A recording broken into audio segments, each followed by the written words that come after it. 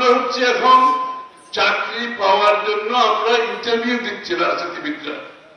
হ্যাঁ, আমরা রাজনীতিবিদরা চাকরি পাওয়ার জন্য ইন্টারভিউ দিচ্ছি। চাকরি তো দেবেন আপনারা, জনগণ চাকরি দেবেন, তাই না? অনেক ষড়যন্ত্র, অনেক কর্মসূচি, অনেক কথা আমরা শুনতেছি। যাদের যে কথা বলা এখতিয়ার নাই তারাও বলতেছে। দুর্ভাগ্যবশত যাদের যে কাজ করার এখতিয়ার না তারা সেই কাজ করতে চাইতেছে, অসাংবিধানিক কাজ করছে,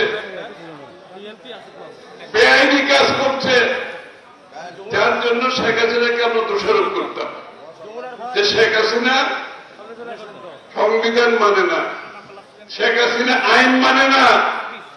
তো শেখ হাসিনা তো বিদায় করার পরে এখনো তো দেখতে পাচ্ছি সংবিধান মানতে চায় না, আইন মানতে চায় না।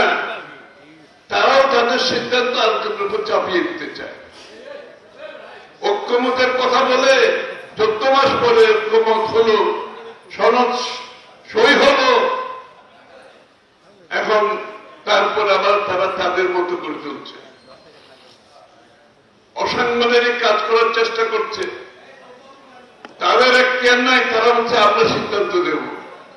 যাদের এখতিয়ার নাই তারাও আবার সিদ্ধান্ত দিতে চায়, অসাংবিধানিক কাজকর্ম করতে চায়, আইন ভাঙতে চায়, ঐক্যমত হয়ে সনদ সই করে ভিন্ন কথা বলতে চায়, আবার তার জন্য রাস্তায় গিয়ে আন্দোলন করতে চায়। এই জন্য কি শেখ হাসিনাকে বিদায় করা হয়েছিল? এই জন্য বিদায় করা হয়নি।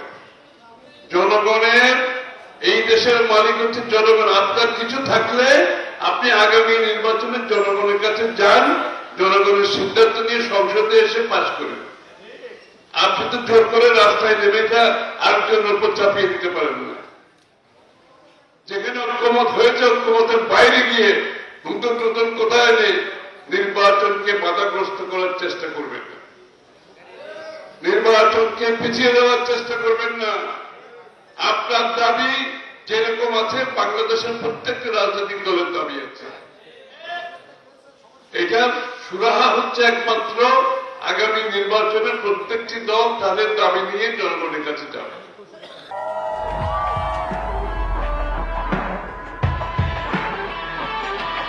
আমরা হচ্ছে এখন চাকরি পাওয়ার জন্য আমরা ইন্টারভিউ দিচ্ছি রাজনীতিবিদরা।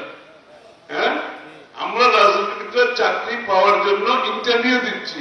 চাকরি তো দেবেন আপনারা, জনগণ চাকরি দেবেন, তাই না? এখন আমি যদি জনগণের কথা বলে আজকে এসে আমি জনগণের মালিক হয়ে যাই, যে দেশের মানুষ জনগণ তার মালিকানার কথা বলে 17 বছর বক্তৃতা দিয়েছি, এখন আমি ঢাকাতে নিজে মালিক হয়ে গেছি।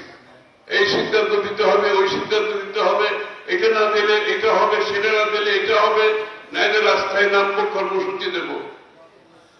কি গণতন্ত্রে বিশ্বাস করে এরা? মনে হয় আপনাদের এরা গণতন্ত্রে বিশ্বাস করে? তাইলে শেখ হাসিনাকে বিতাড়িত করার পিছনে এত ত্যাগ আমরা কি জন্য করেছি? বাংলাদেশের মানুষের মালিকেরা ফিরিয়ে দেওয়ার